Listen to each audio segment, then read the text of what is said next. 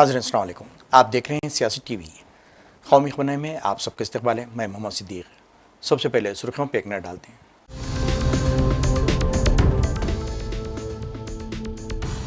Trump के नए फैसले पर हिंदुस्तान का इज़हार तशवीश। वज़ारत ख़ारिजा ने कहा H1B वीज़ा के नए ज़ाब्ते से मुश्किलें आएंगी।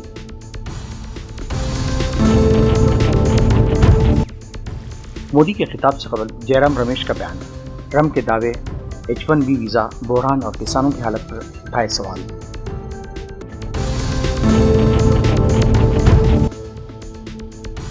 GST इस्लाहत कल से लागू कर दी जाएंगी। ताजरीन ने किया खैर मकदम। कहा कीमतों में 15 से 20% तक कमी होगी।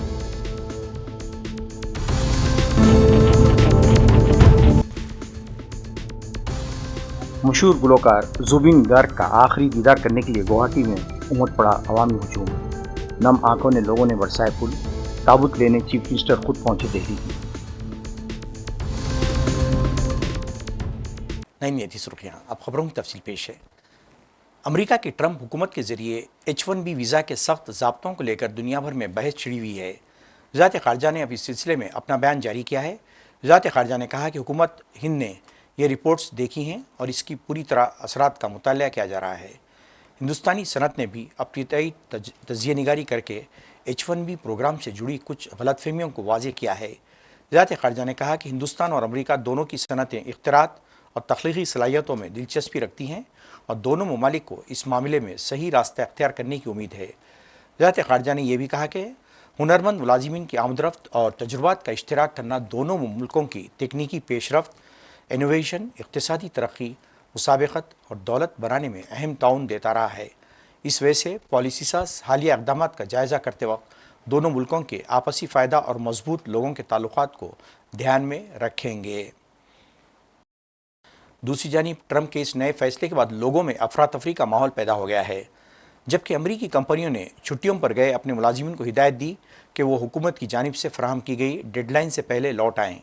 इस दौरान वाइट हाउस के प्रेस सेक्रेटरी ने वाज़ेह किया कि ये एक बार की फ़ीस है, सालाना फ़ीस नहीं है और इसका इत्तलाक़ सिर्फ नई दरख्वास्तों पर होगा।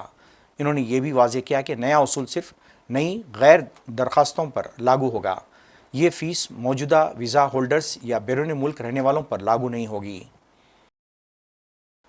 वज़ीर-ए-आज़म मोदी के कौम से खिताब से कबल कांग्रेस जनरल सेक्रेटरी इंचार्ज शोबे मवासिलात जयराम रमेश ने सख्त सवाल उठाते हुए हुकूमत को हदफ तनकीद का निशाना बनाया।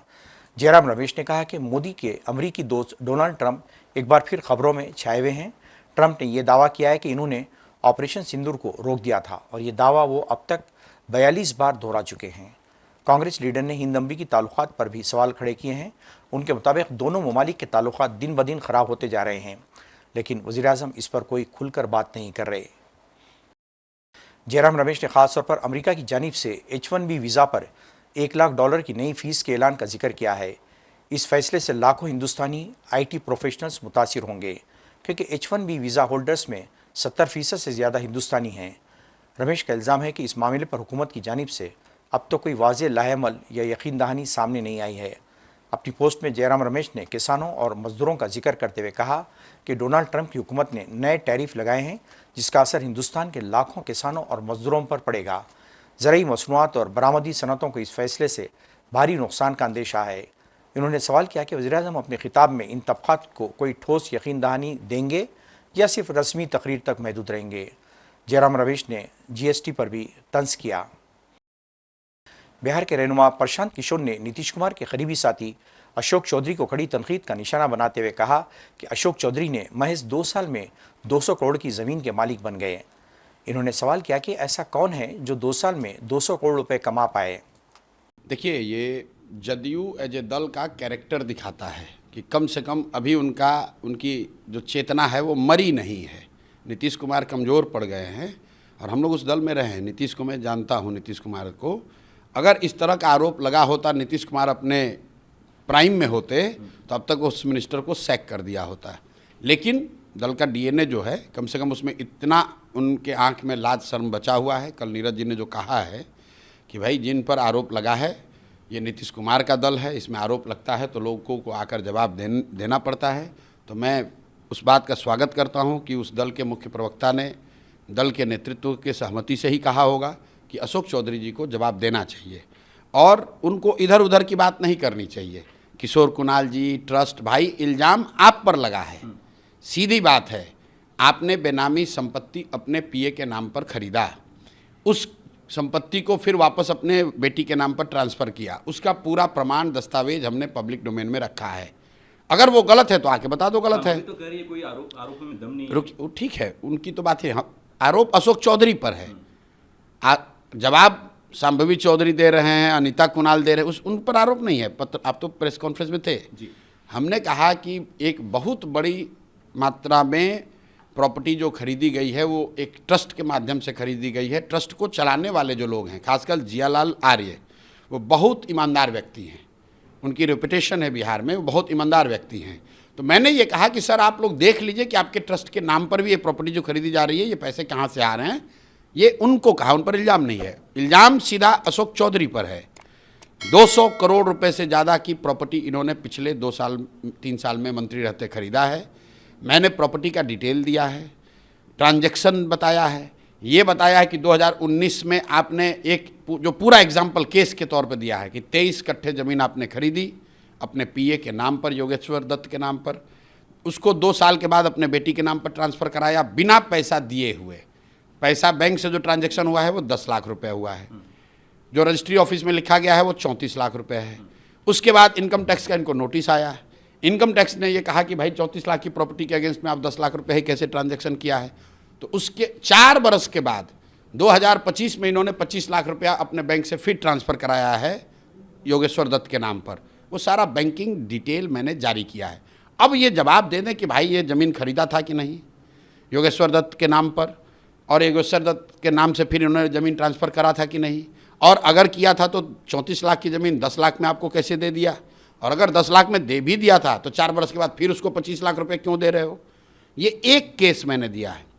उसके साथ मैंने इनके सारे प्रॉपर्टी का जो हम लोग के संज्ञान में आई है, उससे तो बहुत ज़्यादा इनके पास होगा, तो जो प्रॉपर्टी इन्होंने घोषित नहीं की है, जो हमारे पास पेपर डीड आया वो हमने साझा किया है।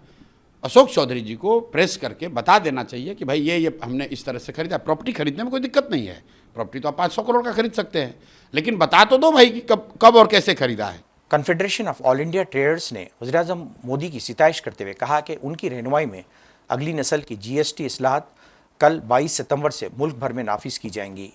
इन इस्लाहत का मकसद छोटे कारोबारों को बाख्तियार बनाना, सारिफिन के एतमाद को बढ़ाना है।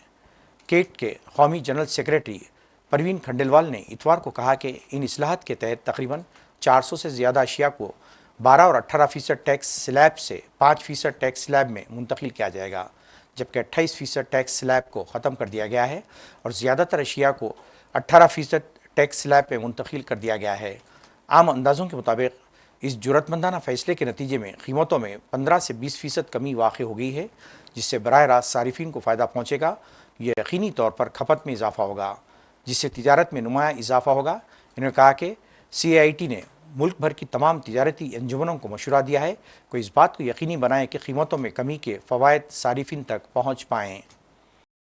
आज 21 सितंबर को साल का दूसरा और आखिरी सूरज ग्रहण लगने जा रहा है। हालांकि हिंदुस्तान में इसका नज़ारा नहीं किया जा सकेगा, यह ग्रहण हिंदुस्तान में दिखाई नहीं देगा। हिंदुस्तानी वक्त के मुताबिक रात 11 बजे ग्रहण शुरू होगा और 22 सितंबर की रात 1:11 तक ये अपने शबाब पर होगा। ग्रहण 3:32 पर ख़त्म हो जाएगा। ये जुज़वी ग्रहण होगा जो न्यूजीलैंड, ऑस्ट्रेलिया, अंटार्कटिका, जनूबी बहरुल कायल में दिखाई देगा।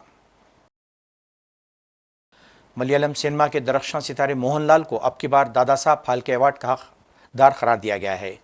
इस पर रद्दमल ज़ाहिर करते हुए इन्होंने न सिर्फ मसरत का इज़हार किया, बल्कि ये भी कहा कि यह अवार्ड वो मलयालम फिल्म इंडस्ट्री के नाम मानून करते हैं। Oh my God, this is something with so much pride, with so much humility, with so much gratitude, so with so much love and respect I am accepting this great award. I think this is one of the finest moments in my life when I heard that I got this. First thing it came into my mind is a kind of what is this? What is happening with me? Is it real or not? This is the highest award for an actor in Indian film industry. So it's a great movement, but I am sharing the entire credit with all my fellow members in this fraternity. Not only in Malayalam, I have done films in Tamil, Telugu, Kannada, Hindi. So I'm sharing all my respect with all the artists, with all the directors, producers, with all my people who worked with me in the set, my costumer, my makeup man, everything. Even with all my people who love me, who share their interest in films with me, my spectators, my fans. So it's a great movement in my life. And this is a great tribute to the Malayalam film industry. It has got the legacy, the artistry. So I'm sharing everything. This is 48 years of my life, it's only cinema. And I think I worked with the great people, and with their blessings I got this award. मशहूर गुलकार जुबिन गार्ग का ताबूत रात देर गए Singapore से दिल्ली लाया गया। आसाम के वज़ीर आला हेमंत बिस्वा शर्मा खुद दिल्ली पहुंचे थे।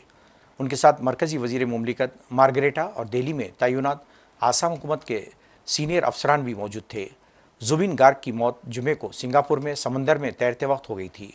जुबिन गार्ग की अचानक मौत पर सियासी रहनुमाओं, फनकारों से लेकर आवाम तक सैकड़ों लोग शहर के काहिलीपारा इलाके में अनजानी गुलकार के फ्लैट पर कतार में खड़े नजर आए। याद रहे कि याली फेम जुबिन गार्ग आसाम और शुमाली मशरिक़ की आवाज़ समझे जाते थे। इन्होंने 2007 में इंडियन आइडल में तहलका मचाने के बाद आसाम और शुमाल मशरिक़ का नाम रोशन किया था। जब भी वो अवार्ड लेते तो कहते ये नॉर्थ ईस्ट के नाम रहेगा। इन्होंने मुतादिद फिल्मों में अपने गीतों के ज़रिए नौजवान नस्ल को झूमने पर मजबूर कर दिया था। इनकी अचानक हादिसाती मौत पर पूरा आसाम और नॉर्थ ईस्ट रंजीदा नजर आया। लोगों ने उन्हें खराज अक़ीदत पेश करते हुए कहा कि 3 दिन से पूरा आसाम सोग में डूबा हुआ है। मैं ऐलान करता हूं कि सब लोग आके तो हम लोग 3, 4, 5, 6 दिन जुबिंदा के लिए सुख मनाऊंगा और सब लोग इस सुख में शामिल हो जाइएगा। तो दुकान पुहार सब कुछ बंद है, जितना इंस्टीट्यूशन है, ऑफिस को सब कुछ बंद है।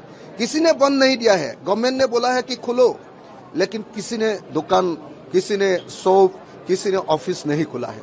पूरा आसाम लास्ट 3 डेज हो गया है। 3 डेज के लिए पूरा बंद है और बंद रहेगा जब तक जुबिंदा का फ्यूनरल सेरेमनी खत्म नहीं होगा। काफ़ी खुशनसीब है कि हमें उनसे मिलने का मौका मिला, उनसे काम करने का मौका मिला, उनके साथ उनको जानने का, उनके साथ काफ़ी समय बिताने का। ये जो स्टेट अभी चल रहा है यहाँ पे, लोगों का जो हालत है वो बयान नहीं कर सकते, क्योंकि पूरा आसाम शौक में डूबा हुआ है और हम सब मौन कर रहे हैं। हम शायद 30 घंटे के ऊपर हो गया, कोई सोया नहीं यहाँ पे। हम क्या, पूरे रास्ते पे पूरे राज्य में कोई सोया नहीं होगा। तो वो इंस्पिरेशन थे, वो फिगर थे जुबिन गार्ग। वो एक हस्ती, सिर्फ एक कलाकार नहीं थे, वो हमारे लिए सब कुछ थे। एक्चुअली वो आइडेंटिटी थे असम के, और हम सब ने उनको खो दिया। और अभी असम में ऐसा हो गया है कि हर घर ने अपना सबसे बड़ा बेटा खो दिया है। So everybody is crying. ये बहुत ही दुखदजनक है, वेरी अनटाइमली, नहीं होना चाहिए था, लेकिन होने को कोई नहीं टाल सकता है। अभी बस असम वाले, जितने भी असम के लोग हैं, सबको आप लोग प्रार्थना कीजिए ताकि उनको साहस मिले। ये जो कठिन समय से हम अभी फिलहाल गुजर रहे हैं, शायद वो थोड़ा अच्छा हो जाए, थोड़ा सा सुकून मिले, लोगों को खुश रह सके, उनको जिंदा रख सके हमेशा अपने अंदर। सो मैं तो यही कहूँगा कि उनके आदर्शों पे चले, उनको हम कभी नहीं भुला पाएंगे। हम क्या, कोई नहीं, वो हमेशा अमर रहेंगे। नाज़रीन, आखिर में सुर्खियों पे कॉर्नर।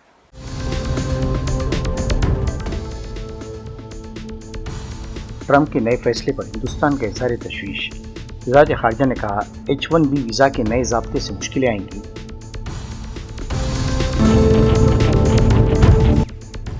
मोदी के खिताब से कबल जयराम रमेश का बयान। ट्रंप के दावे, H1B वीज़ा, बहरान और किसानों की हालत पर उठाए सवाल।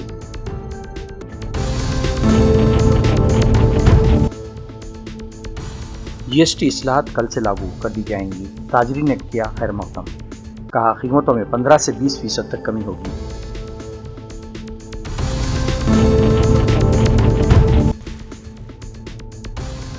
मशहूर गुलकार जुबिन गार्ग का आखिरी दीदार करने के लिए गुवाहाटी में उमड़ पड़ा अवामी हुजूम। नम आंखों ने लोगों ने बरसाए पुल, ताबूत लेने चीफ मिनिस्टर खुद पहुंचे दिल्ली। नाज़रीन, इसके साथ ही कौमी खबरनामा खत्म होता है। मुझे और सारी सियासत की टीम को इजाज़त दें। अल्लाह हाफिज़।